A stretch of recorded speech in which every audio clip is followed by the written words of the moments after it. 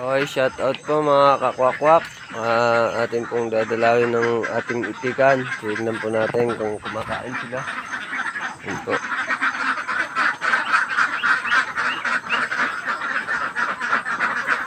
Ayan po yung ating maliit na kulungan. Ayan po yung ating mga itik. Ayan po sila. Bali, sinek lang po natin yung pagkain nila. Medyo marami pa naman. Bali mamaya na po ulit ang magpapakain. Ayan po yung ating itikan. Ayan po yung munting itikan natin. Bali 200 pesos lang po yan. Kwak-kwak. Ayan po.